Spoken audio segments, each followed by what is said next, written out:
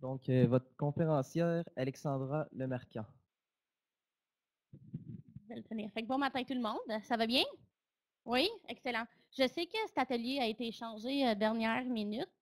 Fait que vous n'étiez même pas censé de me voir, mais là, j'espère que vous avez quand même trouvé le contenu intéressant. J'ai reçu la description de l'atelier de le monsieur qui était censé de le faire. Puis il parlait beaucoup de la collaboration dans la suite Office 360. Qu'est-ce que moi j'ai décidé de vous présenter aujourd'hui? C'est la nouvelle application, donc nouvelle, ça date d'un an, qui s'appelle Teams dans Office 365. Est-ce qu'il y en a qui utilisent Teams déjà dans la suite? Excellent. Fait qu'on a quelques personnes qui l'utilisent, puis on va avoir des personnes qui ne l'ont jamais vu. Je vais juste prendre 2 petites minutes pour me présenter. Dans le fond, mon nom c'est Alexandra. Je travaille actuellement chez Microsoft comme formatrice en technologie d'application. Le rôle que j'ai chez Microsoft, c'est d'aller travailler dans les commissions scolaires, dans les écoles, pour aider à former les professeurs et les utilisateurs sur la suite. Ça fait depuis 3 ans que j'ai ce job-là. Je l'adore vraiment. Mon background est vraiment en éducation secondaire essentiellement. Avant ça, j'ai habité la plupart de ma vie en Colombie-Britannique. J'ai fait toute ma bac en skills, puis à partir de là, j'ai été prof dans une école scolaire à Montréal. Comme j'ai dit depuis 3 ans, avec la formation partout au Québec, plus les provinces maritimes. J'ai jasé avec un collègue hier, et dit c'était mon 38e vol cette semaine. J'ai hâte à mes vacances, là, puis c'est ça, j'ai vraiment beaucoup de déplacements. Donc, ça me fait vraiment plaisir d'être ici avec vous aujourd'hui. Comme je vous dis, on va vraiment jaser beaucoup de l'idée de collaboration, comment l'idée de travailler en équipe peut vraiment changer la façon dont on travaille en équipe.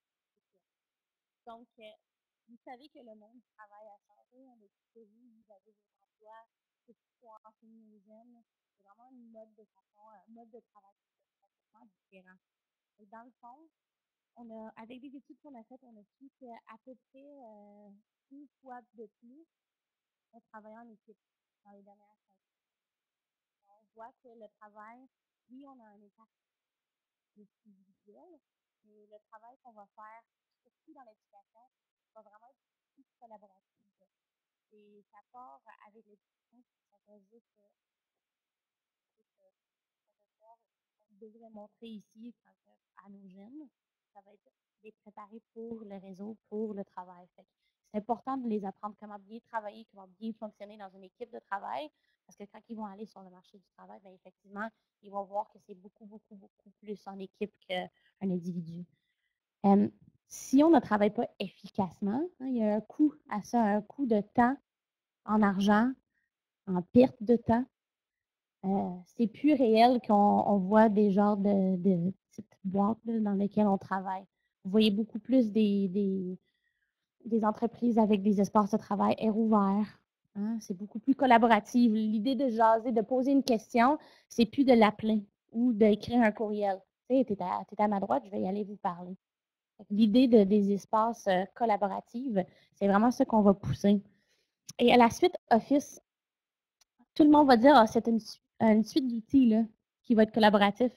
Oui, à la base, c'est peut-être une suite, mais qu'est-ce qu'il offre? C'est vraiment plus une initiative par rapport à l'apprentissage en équipe. Hein? On parle toujours de la collaboration dans Office 365. On peut collaborer, on peut co-éditer des documents, on peut se parler en même temps que travailler, oui. Mais ce n'est pas le fait que tout est collaboratif qui est important, c'est la façon, le mode de travail. C'est pour ça qu'aujourd'hui, on va parler de Teams, comme j'ai dit, qui est vraiment l'outil qui va prendre toute la suite Office, puis va la mettre en dessous d'une plateforme dans laquelle on va pouvoir travailler. Oui.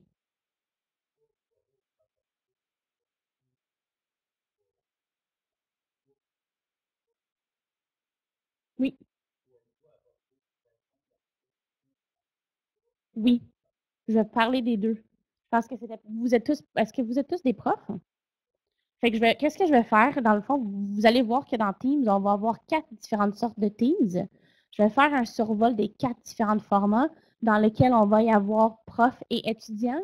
On peut avoir des petites communautés de profs. On peut avoir un genre de communauté, un Teams d'école. On peut même avoir un Teams d'une commission scolaire. Je vais essayer de montrer comment Teams peut être dans le plus petit contexte au plus large par rapport à vos emplois. Okay? Donc, est-ce que vous avez, est-ce que vous utilisez la suite Office? Oui, pas mal tout le monde connaît la base de la suite Office qui va être PowerPoint, Word, Excel, courriel. Hein? À partir de PowerPoint, il y a du monde qui vient vraiment perdu, puis c'est normal. Qu'est-ce qu'on voit dans les premières 5 différentes applications? C'est vraiment une façon de travailler qui est très ordinaire. On le connaît depuis longtemps. C'est la création des documents, c'est le stockage des documents. On va l'ouvrir, on va le modifier, on va le sauvegarder. Hein? Ce processus-là, on le fait à tous les jours dans tous les contextes d'un emploi. À partir de PowerPoint, dont je parle de OneNote, de SharePoint, de Teams, de Class Notebook, ça va changer le mode de travail, vraiment la façon que vous interagissez avec votre contenu et les personnes. Fait que, qu'est-ce qu'on va voir aujourd'hui? Comme j'ai dit, ça va vraiment être Teams. Il y a l'application Teams dans Office 365, fait qu'on peut l'utiliser dans le web. Il va y avoir l'application Teams sur le portable, si vous voulez l'avoir, en plus un terme d'un programme. Puis si vous le voulez, vous pouvez aussi l'avoir sur votre cellulaire. Fait que, soit Android ou iOS, peu importe. Fait que si vous voulez le travailler, bien effectivement, vous vous branchez dans vos comptes Office. Il faut le connecter à votre code éducatif, votre compte éducatif. Dépendamment de la commission scolaire, ça sera peut-être prénom, point nom de famille ou nom de famille, point prénom, ou votre code utilisateur, ça va dépendre. Soit vous pouvez passer par le web avec Office 365. Le site web, que vous devrez s'en rappeler, c'est vraiment simplement office.com. C'est le site web le plus simple. Puis il y a un gros bouton qui est écrit Connectez-vous, fait que vous vous connectez. Sinon, vous pouvez aussi installer l'application Teams. Dès que vous vous êtes connecté une fois, il ne faudrait jamais se rebrancher, hein, comme tous les autres programmes. Fait que, si on passe par le web, on peut ouvrir Teams. Comme j'ai dit, ça va être ouvert dans la plateforme web, comme toute la suite Office. Qu'est-ce que vous voyez sur le site, sur l'application Office 365? Effectivement, vous allez pouvoir l'afficher en ligne ou dans la plateforme, dans le programme. Sinon, on aura aussi le programme Teams qu'on va pouvoir utiliser sur le programme. Hein? Oui. Oui. Vous pouvez être offline dans le sens que vous pouvez ouvrir et travailler sur vos documents. Il n'y aura pas de conversation parce que ça, c'est impossible. Mais le travail que vous allez faire, il va être sauvegardé temporairement local. Puis après ça, il va synchroniser. Okay? La seule affaire qu'il va falloir vérifier, des fois, si le document est qu'en ligne, vous ne l'avez pas synchronisé local, s'il n'y a pas de connexion, il va peut-être vous dire que vous ne pouvez pas. Mais si vous avez l'option de synchroniser des documents qui sont stockés dans votre Teams, si vous voulez. Okay? Fait que quand on va créer des Teams, vous allez voir que la mienne est en anglais. Bon, je vais le faire là-bas, c'est pas grave. Dans le Teams, vous allez avoir plusieurs sections, plusieurs menus à gauche. Peu importe le genre de Teams que vous allez créer, la mise en page va toujours être pareille. Ça a été fait avec, pour une raison précise, qui est que peu importe, on veut que votre environnement de travail collaboratif soit pareil si vous jasez avec d'autres profs ou avec vos étudiants. Fait que tu auras une section qui est votre fil d'activité. Si quelqu'un pose quelque chose d'intéressant, si quelqu'un vous mentionne, si quelqu'un dépose un nouveau document dans l'équipe, ça va toujours être affiché. Fait que vous le savez. Vous pouvez paramétrer, c'est quand vous voulez recevoir ces notifications-là. Je sais que moi et mon équipe, on est 9 personnes qui travaillent dans un Teams.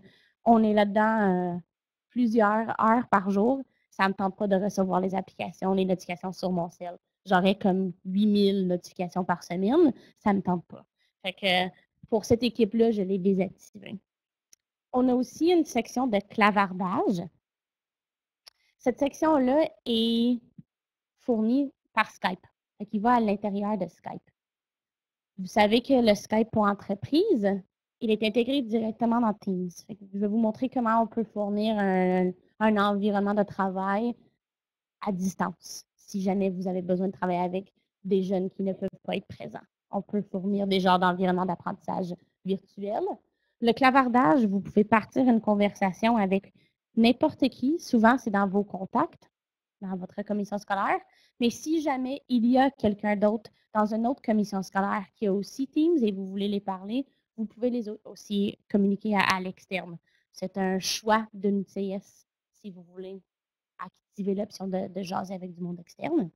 Le clavardage, ça peut vraiment simplement être une conversation où je peux maintenant appeler quelqu'un par le clavardage. Fait appel vidéo ou appel téléphonique, peu importe. Ça va lui appeler sur Skype. Souvent, on fait des tests. Moi, on est 7 personnes, comme j'ai dit, qui font des démonstrations. Fait que des fois, je vais vous donner une présentation, puis mon cell va sonner parce qu'il m'appelle par Teams. Fait que je vais vous montrer comment fournir un genre d'appel à l'intérieur de Teams. Après ça, vous avez toute la liste d'équipes dans lesquelles vous êtes présent ou vous êtes membre. J'en ai comme 8000. Tu n'aurais pas autant de Teams. Tu aurais peut-être un Teams pour chaque cours que vous donnez ainsi que 2, 3 autres équipes à l'intérieur selon vos besoins comme prof, vos besoins de travail collaboratif. Après ça, vous avez toutes vos réunions. Ça, c'est vraiment votre calendrier Outlook. Fait que si vous utilisez déjà votre calendrier Outlook pour sauvegarder vos réunions ou pour planifier des rencontres, il va être rempli de réunions. J'aimerais vraiment ça avoir un calendrier qui est vide tout le temps. C'est vraiment pas le cas. Ça, c'est juste un compte de démo. Fait que j'ai techniquement pas de réunion là-dedans. Mais ça va remplir votre calendrier Outlook. Fait que si jamais vous voulez planifier une réunion avec quelqu'un, vous poussez la réunion, il va aussi la rajouter dans leur calendrier Outlook. Fait qu'il ne faudrait pas qu'il passe toujours par Teams pour aller le voir. Il pourrait simplement ouvrir ses courriels, aller dans Teams, aller dans son calendrier pour le voir. Après ça, tu vas avoir des appels. C'est vraiment juste des appels Skype. Si vous ne voulez pas vous voir, bien, vous pouvez juste simplement appeler quelqu'un. Après ça, vous avez votre section de fichiers. Tu auras les fichiers que vous avez travaillé récemment. Tu auras tous les fichiers dans lesquels vous avez accès dans le Teams. Tu auras aussi directement accès à partir de votre OneDrive. Fait que si jamais vous voulez partager quelque chose de votre environnement qui est à vous, puis vous l'envoyez à l'équipe, au lieu de faire du partage dans OneDrive, qui va fournir un lien sur lequel tout le monde va pouvoir modifier, on va pouvoir aller chercher notre document puis l'importer en tant qu'une copie pour l'équipe. C'est vraiment différent que de faire du partage directement dans votre OneDrive. Techniquement, si vous avez toutes vos grilles d'évaluation ou descriptions de projet ou vous avez des descriptions de contenu, c'est clair que vous ne voulez pas que les étudiants peuvent le modifier. Fait que vous ne voulez pas lui donner la copie sur laquelle il va y avoir accès à la modification. Fait qu'en choisissant à partir de OneDrive, dans le team, ça va toujours vous faire une copie. Fait que ça, c'est vraiment génial. Vous avez une question? Oui. Oui. Non, ils vont être complètement différents parce que c'est vraiment une copie du doc. Si par contre, vous avez dit, ben, je vais le garder dans OneDrive, puis je vais faire mon lien, puis là, je vais rajouter le lien dans Teams, là, si vous le supprimez dans votre OneDrive, le lien, effectivement, ne fonctionnerait plus. Fait que là, dans le fond, le lien va pointer nulle part. Fait que c'est quand même mieux d'aller faire du copie. Puis en plus, vous avez vos copies fixes que vous voulez garder. Okay? Puis après ça, ben, seulement dans la domaine éducative que vous allez avoir une section de devoirs. Si vous travaillez avec quelqu'un d'autre dans une entreprise qui va aussi utiliser Teams, ils ne vont jamais avoir cette section-là. C'est une section de gestion de devoirs. Ça va être pour tous les cours, tous les Teams que les étudiants sont membres. S'ils sont membres de 4, 5, 6 différentes équipes, ils vont voir le devoir dans toutes les équipes. On va vraiment aller plus précisément dans l'idée de comment envoyer un devoir, parce qu'il y a tout un système de gestion qui est quand même bien monté dans Teams. Okay? Fait que quand on va commencer, si vous n'avez pas de Teams déjà, pas d'équipe, vous pouvez vous créer des équipes. Techniquement, dans les CS, on bloque l'option de créer des équipes pour les étudiants. On ne voulait pas que les étudiants aient une option d'avoir un Teams où il n'y a pas de profs qui vont les surveiller. Fait que techniquement, ça devrait être que des administrateurs et des professeurs qui vont pouvoir créer des Teams. Oui, oui. Ça se peut très bien qu'ils ont dit, ben, pour tous ces utilisateurs-là, l'année passée, ils ne l'ont pas ouvert. Si jamais vous arrivez sur votre suite Office comme ça en ligne, puis vous ne voyez pas Teams comme option, va chercher dans le menu en haut à gauche. Vous avez une option qui est écrite toutes les applications. Des fois, il va être là, c'est juste que votre CS n'aura pas choisi de le pousser sur votre page d'accueil. Fait que va vérifier là-bas si jamais vous ne le voyez pas. Si vous arrivez sur votre page d'accueil d'Office, puis vous ne voyez est-ce qu'il n'est pas activé sur votre page d'accueil ni là-bas? Ça veut probablement dire que votre CS n'a pas opté d'ouvrir Teams. Ça ne veut pas dire qu'ils ne l'ont pas. Parce qu'ils ont choisi de ne pas pousser ça comme option. On va pouvoir faire un petit test après. Des fois, si vous allez sur teams.microsoft.com et vous vous branchez, ça va vous permettre de vous loguer. C'est simplement, je peux venir après l'atelier pour simplement voir avec vous. Oui.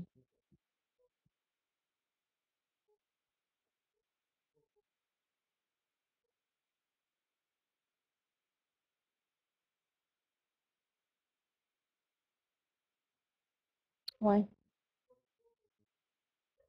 D'utilisateurs. Fait qu'il pourrait dire, on va l'ouvrir pour tout le monde qui travaille en admin, tous les administrateurs et tous les profs, mais les étudiants, non. On va espérer que pour les étudiants, oui, parce qu'effectivement, il y a plein d'options que vous pouvez avoir pour la communication avec vos étudiants. C'est quand même très pratique. OK? Fait que dans le Teams, comme j'ai dit, pour les étudiants, normalement, on ne les permet pas de créer des Teams. Hein, on ne voudrait pas avoir un environnement où les étudiants peuvent faire n'importe quoi sans surveillance. Qu'est-ce qui est génial? Je vais vous le montrer. Quand on va créer une équipe, c'est ça les 4 options que vous allez avoir. C'est ça que j'ai dit au début. Vous avez 4 formats d'équipe qui vont du plus petit au plus large. Et dans le fond, le plus petit contexte, ça va être une équipe de classe. C'est fait pour l'interaction entre un professeur et ses étudiants.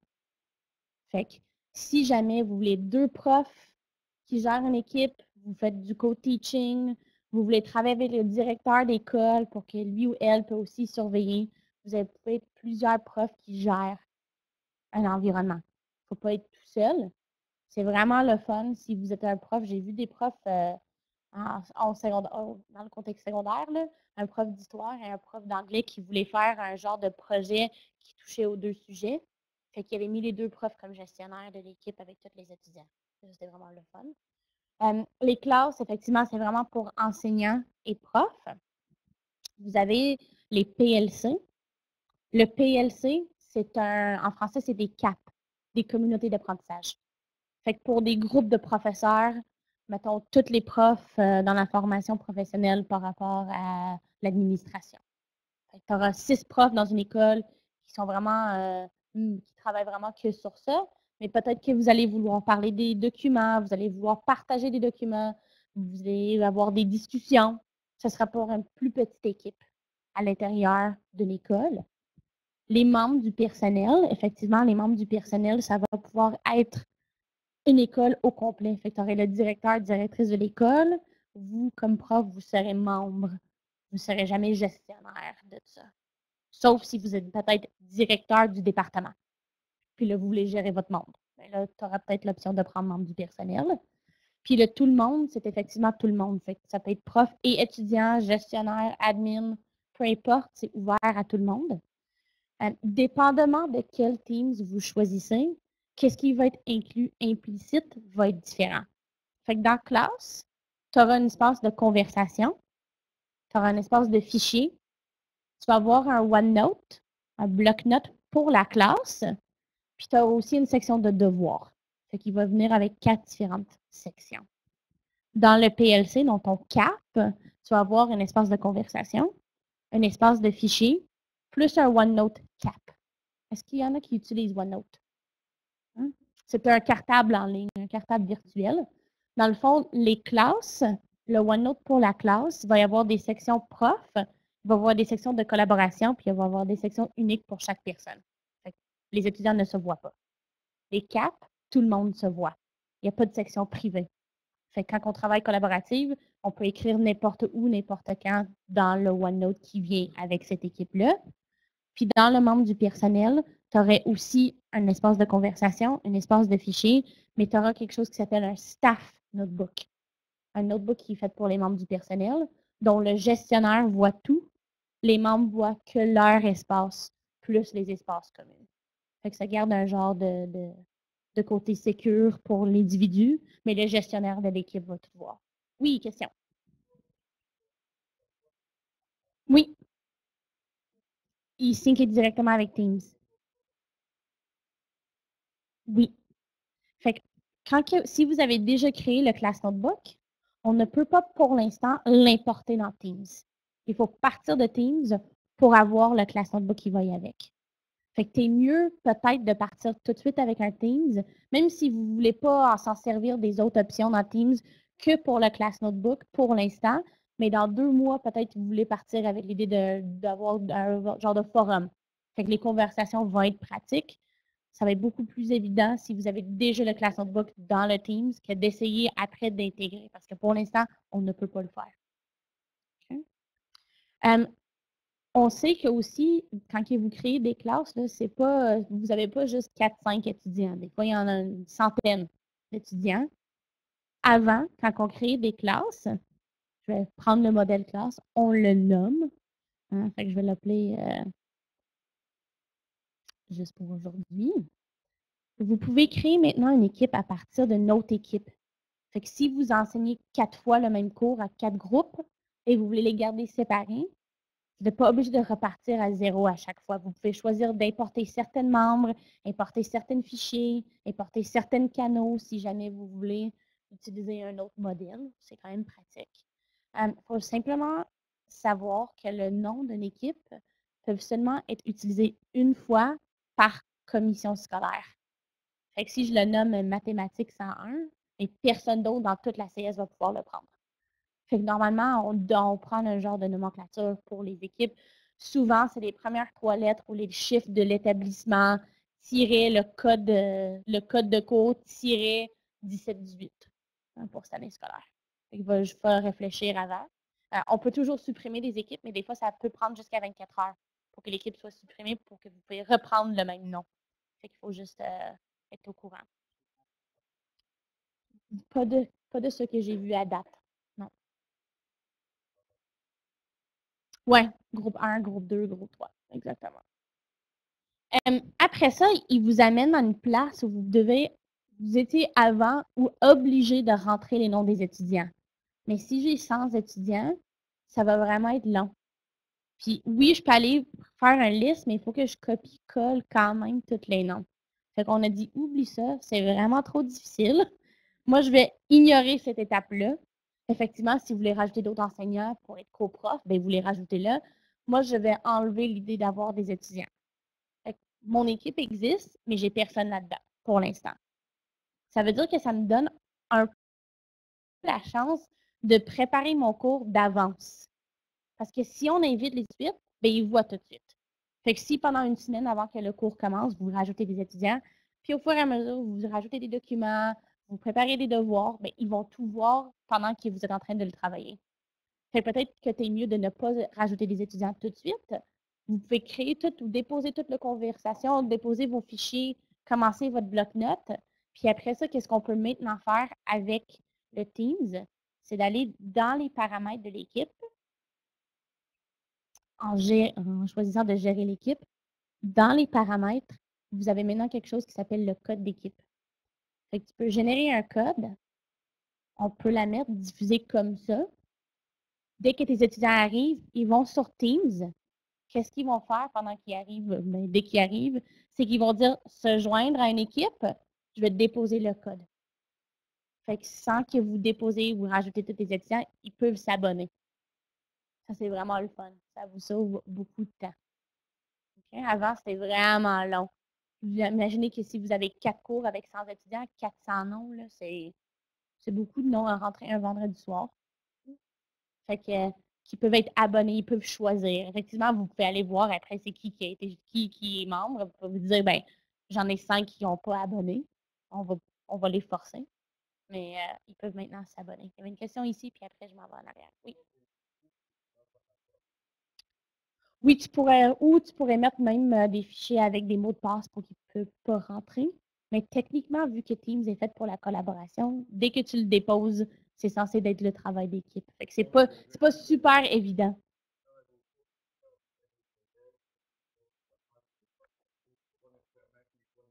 Ouais. Oui. Qu'est-ce que tu peux faire? Pour l'instant, dès que tu déposes quelque chose dans la section fichiers, il le voit. Fait que ce qu'on peut faire, c'est qu'on peut s'en servir du Class Notebook pour faire ça. Ton Class Notebook, il va déjà être dans l'équipe, ton cartable. Il y a une section qui est prof unique. Fait que tu peux la déposer là, puis après, simplement quand que tu veux la déposer chez les étudiants. Mais ça te permet de l'avoir préparée déjà d'avance dans votre développement de cours. Oui. Puis après ça. Il y a une question en arrière, puis après en arrière là. Oui. Oui, fait que dans le fond, le lien, je vais vous fournir un lien à la fin. J'ai des tutoriels vidéo ainsi que juste un site web avec toutes ces ressources-là. Je vais vous fournir tout ça à la fin. J'ai créé un lien ultra simple là, sur lequel vous allez trouver toutes les ressources. Oui, oui, oui,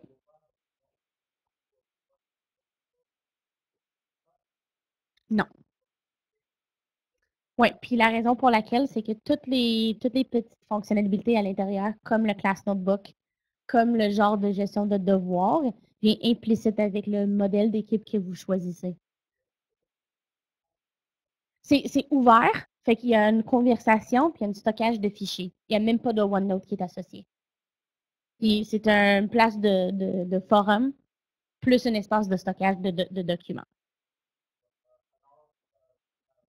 Comparé les trois autres qui ont déjà implicitement un OneNote aussi. Fait que le modèle de tout le monde, oui, ça vous permet de travailler collaborativement sur des documents, mais c'est moins interactif que les trois autres. C'est plus du postage. On va déposer des docs pour que le monde aille, puis qu'ils peuvent nous poser des questions. Les trois premiers, c'est vraiment un espace de travail collaboratif, vu qu'on vous fournit l'idée d'un OneNote là-dedans. Oui, tu pourrais, mais ça ne sera pas un OneNote qui est implicitement collaboratif avec tout le monde. Ça sera peut-être mon OneNote que moi, j'aimerais lier à cette équipe-là. Mais comme ils peuvent l'afficher, mais jamais le modifier. Je pourrais choisir ça. OK? Fait que dans ce contexte-là, celui-là de l'équipe que j'ai créé, j'ai un espace de conversation. Ça me permet d'écrire à mon équipe quand je veux. Je peux dire allô. Moi, ça ne me tente pas non plus de toujours être notifié quand quelqu'un poste quelque chose ici. Si j'ai 4 équipes avec 100 membres chaque, puis j'ai 400 personnes qui écrivent dans les conversations à tous les jours, encore là, c'est beaucoup de notifications. Fait qu'on peut choisir de ne pas. Peut-être dans le CAP, dans ton plus petit Teams ou dans ton équipe membre du personnel, tu voudrais peut-être être notifié, mais à chaque fois qu'un étudiant écrive, peut-être pas. Dans les conversations aussi, si jamais vous voulez vraiment préciser une personne, vous pouvez les mentionner. Fait que si jamais je veux m'écrire directement à un élève, oui, ça va être posté ici pour tout le monde. Fait que Alexandra, s'il te plaît, est-ce que tu peux nous parler de votre présentation de hier? C'est correct que tout le monde voit ce commentaire-là, mais Alexandra va précisément, elle, recevoir un courriel qui dit que vous avez été mentionné dans votre équipe. Fait que ça les pousse un peu plus d'aller le voir, si jamais c'est quelque chose qui était vraiment important pour eux. Après ça, vous pouvez partager des docs. Vous pouvez aller chercher des fichiers. Comme j'ai dit, vous pouvez aller dans vos fichiers. Vous pouvez aller chercher, qui est vraiment le fun, des documents qui appartiennent dans d'autres équipes. Fait que si tu reçois quelque chose dans une équipe et vous dites, ah, ça serait vraiment pratique de le partager avec d'autres personnes, vous pouvez aller directement chercher des fichiers d'ailleurs d'autres équipes. Après ça, vous pouvez aller chercher de votre OneDrive. Comme j'ai dit, ça va toujours faire une copie. Même chose avec Téléversé de mon ordinateur. Fait que si moi, je vais aller sur mon OneDrive, ça va me fournir tout mon OneDrive, tous les documents que j'ai stockés. Je vais pouvoir choisir n'importe quel document. C'est pas grave. Je vais pouvoir choisir, puis vous allez voir que ça va être écrit Téléverser une copie. Ça ne veut pas dire que le document va être déplacé dans votre OneDrive. Ça va juste faire copier-coller. On va le uploader. Si jamais je veux dire, hey, pouvez-vous aller modifier, ben, j'envoie le doc. Oui. Sauf qu'on ne peut pas partager le dossier au complet dans l'espace conversation. Il va falloir que vous passiez dans la section fichier pour le charger. Oui. Oui, vous pouvez mettre un dossier au complet. Oui.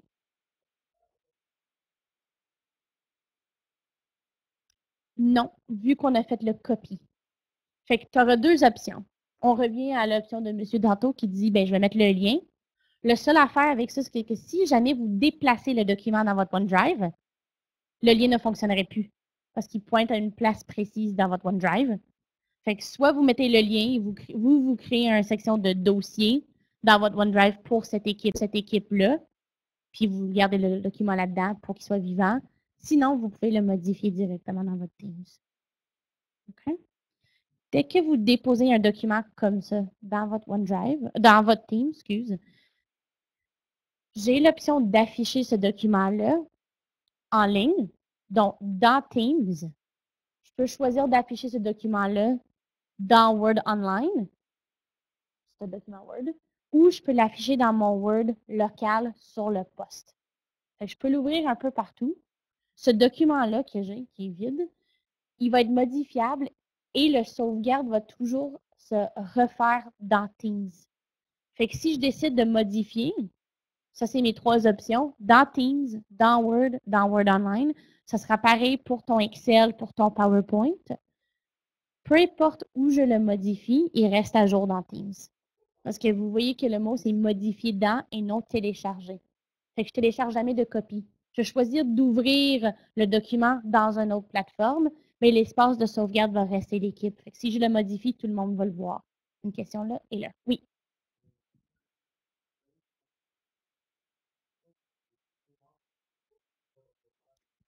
Oui. Oui.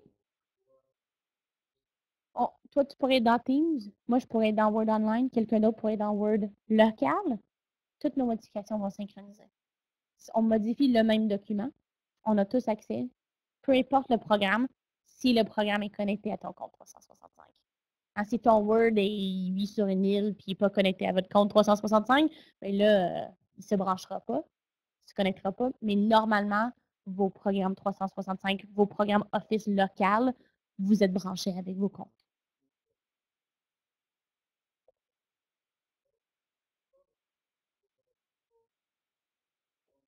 Oui. Oui. Local. Qu'est-ce qu'il devrait faire dans ce cas-là? C'est d'aller chercher le Word Online, de l'ouvrir, puis tu as une option qui dit ouvrir le document dans Word. Fait affiche-le premièrement en ligne. À partir de là, essaie de l'ouvrir localement. C'est plus tough d'aller le chercher à partir du local, surtout si ce n'est pas son document. Hein, il le trouvera où? C'est pas dans son OneDrive, c'est dans le OneDrive de quelqu'un d'autre. Fait affiche-le en ligne. À partir de là, vous pouvez choisir de l'ouvrir sur Word local. OK? Oui. Oui, ça c'est une super bonne question. J'ai eu cette question l'année passée, puis la réponse a été non. C'est un peu plat. Si je mets un document ici que je veux que ça soit affichage unique, qu'est-ce que je veux faire? Parce que implicite, il est collaboratif, fait que tout le monde peut aller jouer avec ce document-là. Fait que si c'était ma grille d'évaluation ou genre une description de projet ou contenu pour le cours, ben, je ne veux pas rentrer et que mes étudiants font n'importe quoi. Fait qu'est-ce qu'on peut faire? Si on le dépose dans les conversations, il va automatiquement être collaboratif. On ne voudrait pas faire ça pour tous les documents.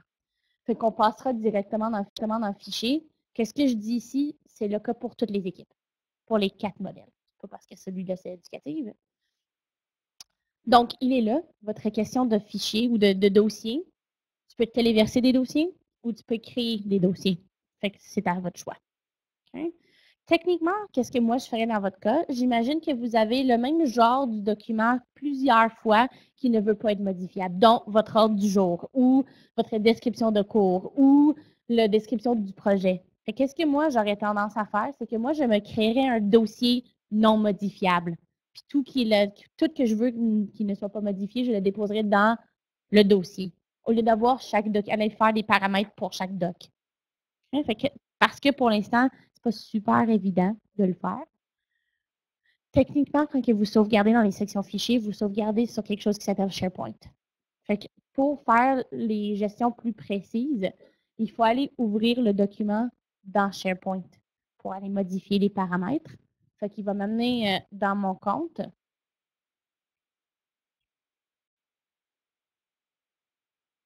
Ça m'amènera à ce document-là où il est sauvegardé dans mon SharePoint. Il faut que j'obtienne l'information pour savoir qui est là-dessus. Qu'est-ce que je vais faire? C'est que ça va me montrer qui a accès à ce document-là, puis comment. Je peux aller gérer mes accès, puis dire, bon, ben, tous les propriétaires, ben, ils peuvent tout faire. Les invités peuvent déjà que consulter, mais tes membres peuvent modifier. Fait que tu pourrais dire changer en consultation unique. Fait que ça ne me tenterait pas de le faire pour 8 millions de documents. Fait que je me créerai un dossier qui s'appelle affichage unique. Puis tout qui va être affichage unique, je vais donner le paramètre au dossier que c'est que affichage. Donc, tout que je dépose là-dedans après va être affichage aussi. Okay? Fait que tu auras ça comme option. Fait que tes fichiers, effectivement, vous pouvez créer des dossiers, des documents. Tout qui est dans les fichiers de l'équipe appartient à l'équipe. C'est plus dans ton OneDrive, qui est vraiment génial. Si jamais vous changez de poste ou vous changez de rôle ou le directeur veut être membre, si vous le déposez dans votre OneDrive et vous partez de la commission scolaire, vous changez de rôle, tout ce que vous avez partagé, ça vous appartient. Donc, si vous quittez, vous partez avec vos docs. Fait que ça, c'est pas vraiment quelque chose qu'on veut. Imagine que vous êtes dans un contexte de travail d'équipe, puis le directeur, pour X raison, quitte du jour au lendemain, il quitte flux, puis il décide de supprimer son OneDrive. Mais tous vos documents de travail, vous n'aurez plus accès parce qu'il a fait le partage de son environnement personnel avec vous. Au moins, si vous le déposez dans un contexte Teams, ça n'appartient pas à la personne, ça appartient à la CS. Fait qu'ils peuvent aller juste changer de propriétaire. Tout reste pareil, tout reste dans l'équipe. C'est ce qu'on veut. Okay? Oui,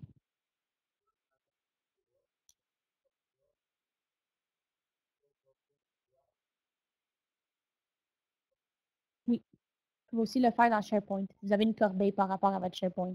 Fait qu'ils peuvent aller le voir et dire ah, quelqu'un a supprimé le dossier, c'est pas ça qu'on voulait. Ils peuvent aller le restaurer. Oui, oui, oui. Quand que vous allez choisir de l'ouvrir dans Word, dans Teams ou dans PowerPoint comme vous voulez, bien, vous pouvez aller voir une historique des versions, qui a écrit quoi quand. Tous ces paramètres-là sont dans les documents, autant pour un Word que pour un PowerPoint que pour un Excel. C'est à vous de choisir. Après ça, vous avez le Class Notebook. Je vais en parler un petit peu. À chaque fois que vous créez un Teams, il va falloir que vous configurez votre bloc-notes. La raison pour ça, c'est parce que quand que vous créez votre équipe, vous allez toujours avoir ces 3 espaces implicites, dont un espace de collaboration, une bibliothèque de contenu, plus les espaces pour chaque membre. Le Class Notebook est pareil que le Notebook pour les membres du personnel. Fait que si vous êtes gestionnaire de l'équipe, tu auras exactement le même genre de OneNote. Là-dedans, vous avez ces 3 sections-là. Pourquoi est-ce qu'il faut les paramétrer? Dans le fond, il faut choisir les sections pour tes étudiants. On les guide, hein, on les fournit, les sections qu'on veut les donner. Fait que si jamais, je sais que moi, j'aurais jamais une section de questionnaire, mais je peux l'enlever. Ça ne me tente pas. Mais oui, je vais avoir une section de vidéo. Fait que je choisis dans le cartable de tous mes étudiants les sections qu'ils vont avoir. Fait que si je suis un prof qui travaille en termes de thème, mais je pourrais faire thème 1, 2, 3, 4 ou semaine 1, 2, 3, 4 ou mois 1, 2, 3, 4. Ça dépend comment que moi je m'organise comme prof. Mais je décide les sections des cartables des jeunes. Dans le fond, c'est ça que je suis en train de faire. Oui,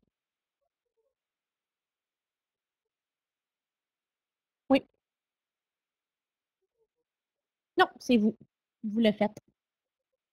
Non, il va falloir que vous le déposer dans la bibliothèque de contenu. Ça, c'est un affichage unique. Mettons que vous mettez une feuille d'activité.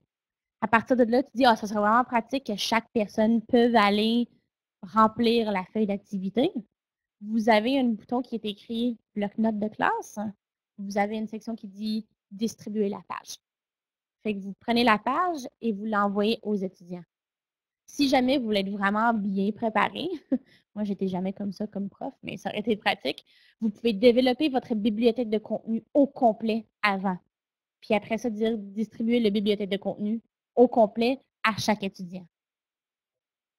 Oui. Ouais, de le prendre de un OneNote puis l'envoyer à un autre OneNote, oui. Par contre, ça, on ne peut pas le faire directement dans Teams. Il va falloir s'en servir du programme OneNote pour le faire. Okay? Parce que vu qu'on est bloqué dans une équipe, on ne peut pas aller choisir une autre équipe. Qu'est-ce qu'il faut faire, c'est de l'ouvrir les 2 blocs-notes ou les 3 blocs-notes dans votre programme OneNote. Après ça, vous pouvez envoyer où vous voulez. Okay? Ouais, c'est vraiment simplement bloc-notes pour la classe. Tu auras là distribuer une page, une section ou la bibliothèque de contenu. Okay? La dernière affaire que vous avez par rapport à un Teams de cours, c'est les devoirs. C'est notre affaire préférée, hein, les devoirs. On aime ça envoyer des devoirs. Vous avez l'option maintenant, quand que vous allez créer des devoirs, de partir de zéro, fait qu'avoir un nouveau devoir. Vous pouvez partir avec un nouveau questionnaire. Est-ce que vous connaissez dans la suite Office le plateforme Forms? Maintenant, tu peux envoyer un quiz comme un devoir. Fait que date de début, date de fin, nombre de questions, tout ça, vous pouvez le choisir. Vous pouvez en créer un formulaire ou en choisir un que vous avez déjà créé. Sinon, vous avez aussi l'option de, à partir d'un devoir existant. Fait que vous fournissez le même devoir à quatre équipes. Encore là, ne pas partir à partir de zéro. Moi, je vais faire un nouveau devoir. Puis, tu as comme plein d'affaires que vous pouvez paramétrer, dont la première, c'est à quelle équipe est-ce que vous voulez l'envoyer. On vous permet de l'envoyer à plusieurs équipes. Fait que 4 cours de maths 101, on va envoyer aux 4 en même temps. Vraiment pratique. Vous pouvez même aller choisir à quels étudiants est-ce que vous voulez l'envoyer. Fait que si tu en as 5 dans ton cours qui ont besoin de cette activité-là versus les 15 autres qui ont besoin d'une autre activité, vous pouvez préciser c'est quels étudiants qui reçoivent quel travail. Après ça, vous avez un titre. Vous pouvez maintenant attribuer des catégories. Si jamais vous dites ben, c'est pour projet personnel ou c'est pour travail X, vous pouvez choisir. Vous avez aussi des instructions. Les ressources sont quand même intéressants. Mettons que tu aurais dans ton bibliothèque de contenu, dans ton OneNote, un devoir, vous pouvez aller le chercher. Vous pouvez prendre une feuille de votre cartable et le donner en thème de devoir. Tu n'es pas obligé d'aller le recréer dans un Word pour l'envoyer. Vous pouvez prendre à partir de votre page OneNote automatique. Tu peux aller chercher à partir de ton OneDrive, fournir un lien ou créer un nouveau fichier comme vous voulez, ou même aller charger à partir de votre portable. Moi, je vais aller chercher un document dans mon OneDrive. Encore là, ça ne me dérange pas quel doc. Prendre lui. Vous allez voir que les élèves modifient leur propre copie. Ça veut dire que chaque étudiant va recevoir sa propre copie du 29 janvier. Mais mettons, ce n'est pas ça que je voulais. Je voulais que le document 29 janvier sert à une ressource, à un affichage. Et qu'est-ce que je peux faire? C'est que je peux aller choisir le document puis modifier selon mes demandes si c'est une modification individuelle ou si dans le document, je voudrais que ça soit. Oh, je ne veux pas l'afficher, mais ça va être le fun. C'est sûr que j'ai écrit des niaiseries là-dedans. Bon, on va aller revenir à mes devoirs. Voilà, je vais pouvoir dire les élèves ne peuvent pas modifier. Dans ce cas-là, ils ne reçoivent pas une copie chaque. Ça va aller dans les fichiers du Teams, puis ça va être un affichage. Puis dans le cas ici, ils vont pouvoir afficher mon Word, mais je pourrais dire, bon, mais vous avez lu mon document, j'aimerais avoir votre opinion. Là, je vais pouvoir choisir un nouveau fichier, peut-être fournir un document dans lequel eux autres, ils vont pouvoir répondre. Je vais faire test, joindre, là, mes étudiants vont recevoir 2 documents. Un qui est le document de ressources, l'autre est le document qu'ils vont remplir. Après ça, ben, je peux choisir c'est quoi la date d'échéance. C'est quand que ça va être à remettre. Tu peux la planifier pour qu'il l'affecte plus tard. Moi, je n'ai jamais préparé comme ça. Mais si jamais vous avez préparé vos devoirs d'avance, vous pouvez dire, ben, jeudi prochain, à 8 heures, le devoir va être envoyé à tout le monde. Fait que jeudi à 8 heures le matin, il ne faut pas réfléchir de l'envoyer. Le système va le faire pour vous. Il va le diffuser déjà automatique. Tu as aussi une option d'avoir des remises tardives, dans le sens que si c'est à remettre à minuit, ils peuvent encore le donner après. Qu'est-ce qu'on attend? C'est le moment de dire remise tardive autorisée jusqu'à quand? Parce que pour l'instant, si vous le cochez, c'est à vie. Fait que peu importe quand ils veulent, ils peuvent le rendre. Fait que techniquement, si vous dites jusqu'à demain, il va falloir aller l'enlever, ce cocher-là. On attend de dire remise tardive jusqu'à 24 heures plus tard. Okay? Vous pouvez associer des points à votre document, votre devoir 100.2, 102, comme vous voulez. Vous avez aussi des barèmes. Fait que si jamais ça vous tente de créer un genre de grille d'évaluation, on peut en faire. J'en ai fait beaucoup, des démos, là, mais je vais le montrer. Vous avez des critères d'évaluation, fait que 4, 1, 2, 3, 4. Vous mettez vos catégories. vous expliquez qu'est-ce que vous voulez selon votre grille d'évaluation, dans le sens aussi que plusieurs catégories. Fait que si jamais vous avez plus qu'une échelle, bien, vous choisissez. Il va automatiquement ajuster. J'ai dit que ça vaut 100 points, fait que c'est 50-50.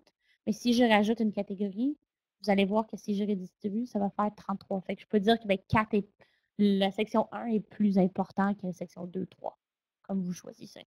Fait que je vais la joindre. Oui, pas encore. On a reçu beaucoup ces demandes-là. On a entendu parler que dans notre développement, c'est en train de se faire. Juste pour mentionner aussi, Teams, ça existe depuis 1 an, 4 mois. Fait que c'est vraiment nouveau en termes de plateforme. Avant, c'était le genre de Classroom. Ils l'ont enlevé puis ont parti avec Teams. C'est le produit dans lequel moi, je vois le plus de développement. À la fin de la semaine passée, je n'avais pas de catégorie. Cette semaine, j'en ai. À la fin de la semaine passée, je n'avais pas d'inclure des forms. Cette semaine, j'en ai. Fait que vraiment, c'est la plateforme dans laquelle ils font le plus de mises à jour. Dans le lien que je vais vous fournir pour des ressources, dans la section Teams, il y a une section de suggestions. Fait que si jamais vous voulez dire, ben pour nous, de mettre une journée pour terminer la remise tardive, puis pour chaque jour qu'il le remet après ça, ben on a une 10 ils vont pouvoir peut-être le faire. Pour vrai, ça s'appelle User Voice. C'est ce système-là, il le check vraiment souvent. Puis si vous votez sur des affaires que vous voulez, le plus de votes que vous recevez, le plus. Fait que des affaires d'envoyer à des étudiants précises, de l'envoyer à plusieurs équipes, il n'était même pas là au mois de septembre. Fait qu'ils ils travaillent vraiment actuellement sur ce produit-là. C'est vraiment le fun. Donc, si ce devoir-là est fait, mais je peux l'enregistrer, je peux le planifier ou je peux l'affecter. La raison pour laquelle il ne me permet pas de l'affecter, c'est parce que j'ai 0 membre dans cette équipe. Hein, je n'ai pas d'étudiants qui s'est abonné. Je vais aller vous choisir ou montrer une équipe qui a déjà des étudiants, dont des devoirs. Puis, qu'est-ce que je vais voir? C'est que si j'envoie mon document, ça c'est le devoir, je vais pouvoir examiner. Qu'est-ce qui est vraiment le fun, c'est que vous voyez qui l'a affiché. Fait que si vous le déployez à des étudiants, c'est l'étudiant qui dit, ben, j'ai checké le devoir, j'ai vraiment rien compris. Ça fait 2 semaines que je la regarde puis je comprends rien. Mais tu peux dire, ben, j'étais dans le Teams hier, j'ai vu que tu n'avais même pas encore ouvert le devoir. Hein? Fait que dites-moi pas que ça fait 2 semaines que tu travailles là-dedans. Ça va vous dire qui l'a affiché, qui l'a remis, puis combien il vous reste à réviser. Fait que si jamais je vais aller voir le travail de Mario, ben, je peux aller voir son devoir. Je vais pouvoir afficher son document dans Teams. Si je veux le modifier, ben, je peux modifier son document. Si je veux le corriger, ben, je peux laisser mes commentaires, mais ça va même m'afficher ma grille d'évaluation. Fait que je vais pouvoir dire, sur ça, il était un 3, il était un 4, ça c'était un 2. OK, ça va faire ses points automatiques. Je n'ai pas besoin de le faire. Je mets mes commentaires, blablabla, bla, bla, bla, super bon job. Mais ça ne me tente pas de le retourner tout de suite parce que j'ai encore 75 autres étudiants à corriger. Fait que je vais pouvoir passer directement à l'autre étudiant sans lui envoyer sa note. Fait que je peux faire toutes mes corrections. Ça peut me prendre 3 jours, mais je peux annoter, je peux faire mes corrections au fur et à mesure. Si jamais je dis, bon, j'ai terminé, ça va dire, vous avez laissé votre récréation, voici qu'est-ce qu'il y a eu, mais je ne l'ai pas retourné. Si je décide de le retourner, ça va me dire que tu en as un à retourner. Si je le fais, vous allez voir que ça va être coché vert pour dire que l'étudiant l'a reçu. Si vous faites toutes vos corrections, vous pouvez exporter les documents, les notes en un fichier Excel. Si jamais vous avez besoin de uploader votre fichier Excel quelque part pour vos notes. C'est vraiment, vraiment smooth. Vous voyez que traditionnellement, si un étudiant voulait vous envoyer, ou même pour un travail d'équipe, voulait vous envoyer des docs, c'était vous envoyer un courriel dans lequel vous avez tous des fichiers joints à télécharger. Vous avez besoin d'ouvrir tous les différents fichiers, le modifier, prendre vos notes, puis le retourner en envoyant. C'était vraiment long. Je n'ai jamais téléchargé aucun document. C'est tout en ligne, fait que je peux juste l'ouvrir. Je n'ai pas de téléchargement. C'est vraiment, vraiment simple. Les devoirs, le côté devoir, comme j'ai dit, il n'existe que dans le class Teams. Quand on va créer les autres modèles, les autres 4 options d'équipe, le PLC, le membre du personnel ou tout le monde, ça, il n'y aura pas de devoir. On ne va pas envoyer des devoirs à notre boss. Tu auras le CAP, qui est avec, c'est une communauté d'apprentissage. Vous allez voir aussi que dans les équipes, comme j'ai dit, tout va être pareil partout. Peu importe l'équipe dans laquelle vous êtes, ça va toujours être conversation, fichier, bloc-notes. C'est monté comme ça pour que tout soit simple. Peu importe l'équipe dans laquelle vous travaillez, vous êtes habitué à voir l'environnement. Okay? Tout ce que j'ai fait là, dans ce Teams-là, je l'ai fait dans l'application bureau. Mais j'aurais pu tellement le faire aussi dans le Teams en ligne, si ça me tente. Ça ne change absolument rien. Oui, c'est vrai. La seule affaire que vous avez, que vous n'êtes pas capable, ben, vous avez plusieurs. Non, vous ne pouvez pas gérer l'équipe sur la tablette. Vous ne pouvez pas créer des appels Skype sur la tablette. Vous pouvez participer, mais la création, non. C'est toujours plus long à développer les applications tablettes que les plateformes. L'application ordi, donc le programme Teams, il est plus poussé que la version 365 dans le web. Par exemple, si ça me tente d'avoir une réunion d'équipe, dans les deux plateformes, j'ai l'option de faire un appel à mon équipe là. Ça ne me tente pas de me voir. Je vais faire entrer en réunion tout de suite. C'est un appel Skype. Techniquement, j'ai personne ici, fait que je vais appeler personne. Dans ce Teams-là, dans l'application, je vais pouvoir partager mon bureau, partager simplement une fenêtre, partager ma présentation PowerPoint, faire du tableau blanc, tout à l'intérieur de la réunion, à l'intérieur de l'équipe.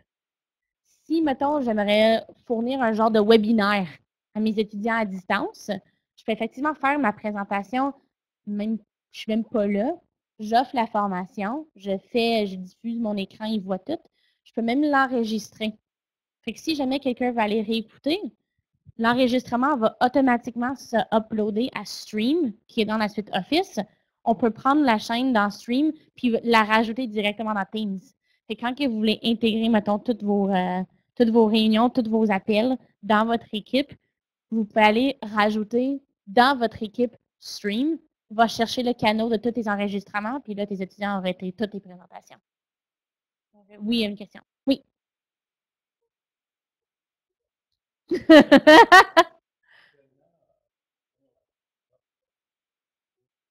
Oui.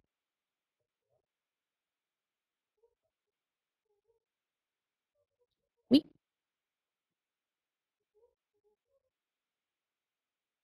Oui. Oui. Non.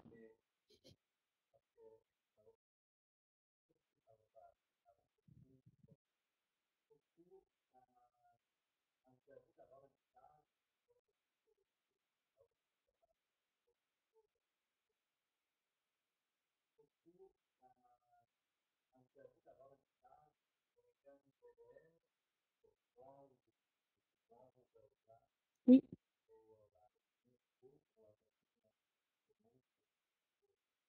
Oui. Oui. Qu'est-ce qui est différent en plus avec celui-là que dans Skype? Vous savez que si vous êtes plusieurs personnes, que vous voyez juste le petit avatar de la personne, dans Teams, on voit les vidéos. Quand que la personne parle, c'est lui qui va être affiché sur l'écran. Ça le fait automatique. Fait que, non. Fait que si on est 4, moi je parle, ça va être moi. J'arrête de parler, quelqu'un d'autre parle, ben c'est implicitement leur vidéo qui prennent place.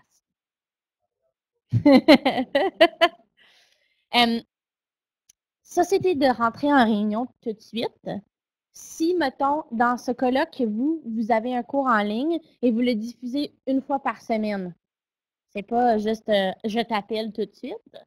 Tu peux planifier, comme j'ai dit, des réunions avec votre équipe. Vous choisissez votre réunion. Vous choisissez dans quelle équipe à qui vous voulez le diffuser. Fait que, mettons, celui-là. Fait que tous les membres dans la chaîne générale vont être capables de jaser. Ça va être une réunion Teams. Vous pouvez dire, bon, ben, ça va, on le répète à chaque 7 jours. C'est toujours ce moment-là. Fait que celui-là, non seulement est-ce qu'ils vont le voir dans Teams, ça va être poussé dans leur calendrier Outlook aussi. Fait qu'ils vont y avoir une notification. Vous choisissez, s'il vous plaît, me notifier, blablabla, 15 minutes avant. Si vous voulez, si c'est un appel qui est enregistré dans Teams, ça l'appel, ils vont le voir sur leur cell. C'est pour ça que des fois, on travaille en équipe puis je reçois un appel de Teams parce que quelqu'un m'appelle, montre la même fonction que moi je suis en train de montrer. Fait que l'élève, il n'est pas obligé même, oui, pour lui voir et pour voir le contenu, il est obligé de le participer avec une connexion Internet. Mais si jamais il n'y a pas de connexion Internet, ça va lui fournir aussi un numéro de conférence. Fait qu'ils peuvent appeler et participer juste en appel, si jamais il veut aussi. S'il n'y a pas de réseau pour X raison. Là. Oui, oui, ben, tu peux enregistrer ton appel. Fait que si j'ai mon appel, il va enregistrer qu'est-ce que j'ai dit, qu'est-ce que j'ai affiché, quand que je l'ai dit. Je vais tout avoir, tout le contenu. Si j'ai envoyé un fichier, il va aussi enregistrer le fichier avec la réunion. Fait qu'il me fait un petit résumé de mon meeting. Fait que vous imaginez dans quel... oh, je ne veux pas le planifier, mais c'est pas grave, c'est juste moi qui est dans cette équipe anyway. Si jamais vous travaillez très souvent avec d'autres CS, vous êtes dans plusieurs bâtiments, ou vous travaillez avec des étudiants à distance. On coupe tout c'est comme la distance n'était plus là. C'est comme on était avec ces personnes-là, c'est virtuel. Vu que tout qu'on dépose est collaboratif, vu qu'on a un environnement où on peut se parler, vu qu'on a un environnement où on peut se parler et se voir, mais l'idée de travailler comme prof avec ses étudiants à distance n'est plus je vous envoie des courriels une fois par semaine. On peut vraiment participer, on peut voir nos étudiants. Okay? Donc, je sais qu'on avait juste 1 heure et quart, là. C'est pas assez de temps, effectivement, pour tout voir, mais surtout que vous étiez prof, c'est important de voir l'idée de classe. Le rôle que j'ai chez Microsoft, comme j'ai dit, c'est d'offrir les formations. C'est ça que je fais à la quotidienne. Fait qu'est-ce que je vais vous fournir tout de suite?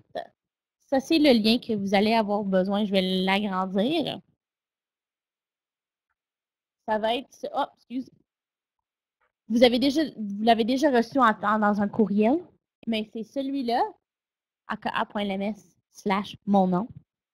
Dans le fond, celui-là va vous amener à un OneNote dans lequel vous allez retrouver toutes les ressources. Donc, des vidéos, des liens vers des vidéos, des descriptions de contenu selon certains produits. J'ai aussi mis mon adresse courriel là-dedans. Si jamais vous désirez recevoir de la formation dans votre école, s'il vous plaît, vous pouvez m'écrire, je vais venir vous former. Les formations Microsoft pour l'éducation sont gratuites. Wow! Free in education? Jamais. Hein? Fait que les formations sont vraiment, vous ne payez même pas les déplacements. C'est gratuit. Hein? On est censé de dire sans frais, je pense. Hein? Il n'y a jamais rien de gratuit. Là. Oui, oui.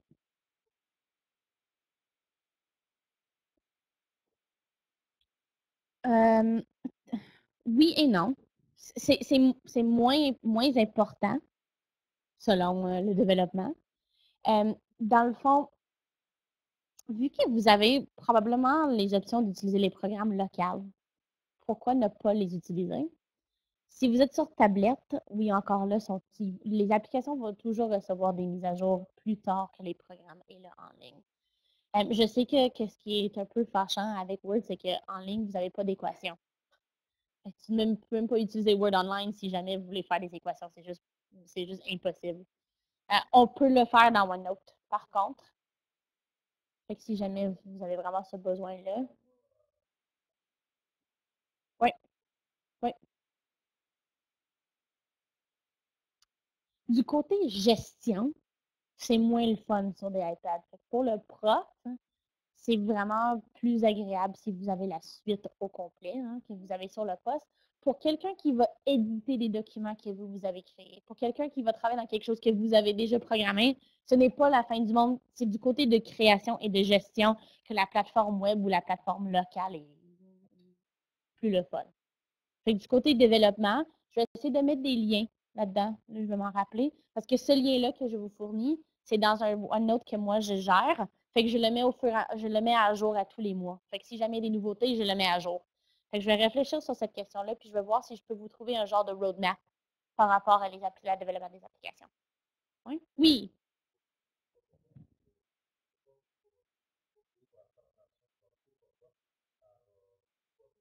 Oui. Oui.